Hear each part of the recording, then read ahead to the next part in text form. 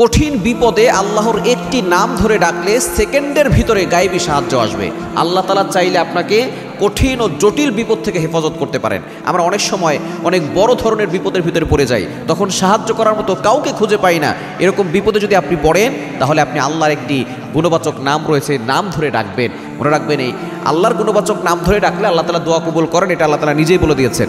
9 নম্বর পারা 13 নম্বর পৃষ্ঠা 4 নম্বর লাইন, সূরা আরাফের 180 নম্বর আয়াত, ওয়ালিল্লাহিল আসমাউল হুসনা ফাদউহু বিহা। আল্লাহর এই গুণবাচক নাম ধরে ডাকলে আল্লাহ তাআলা তার দোয়াগুলো অ্যাকসেপ্ট করেন, কবুল করেন। নবীজি সাল্লাল্লাহু আলাইহি সাল্লামের একজন সাহাবী, নাম ছিল যায়েদ। তিনি যখন মক্কা থেকে মদিনায় চলে যেতে লাগলেন, এমন সময় তার সাথে সাথে একজন মুনাফিকও ছিল।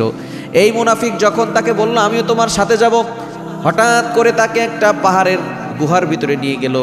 এমন সময় সে বলল, তুমি মুসলমান, তোমাকে আমি শেষ করে ফেলবো।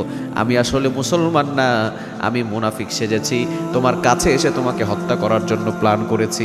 এমন সময় যায়েদ রাদিয়াল্লাহু তাআলা আনহু চিন্তায় পড়ে গেলেন। তিনি আল্লাহর কাছে দোয়া করতে লাগলেন, আল্লাহর একটি গুণবাচক নাম করে দোয়া করতে লাগলেন।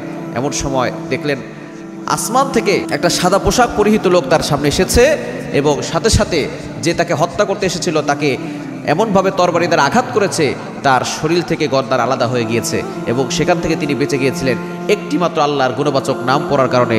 সে নামটা হচ্ছে আগিসনি ইয়া রহমানু, আগিসনি ইয়া রহমানু, আগিসনি ইয়া রহমানু। আল্লাহ, হে রহমান, তুমি আমাকে সাহায্য করো। আগিসনি ইয়া রহমানু। আপনি যখন কঠিন বিপদে পড়ে যাবেন, যেখানে আপনাকে বাঁচানোর মতো কেউ নাই, তখন আপনি এই দোয়াটা পড়বেন, আল্লাহর এই গুণবাচক নামটা পরে আপনি ডাকবেন, আগিসনি ইয়া রহমান, আগিসনি ইয়া রহমান।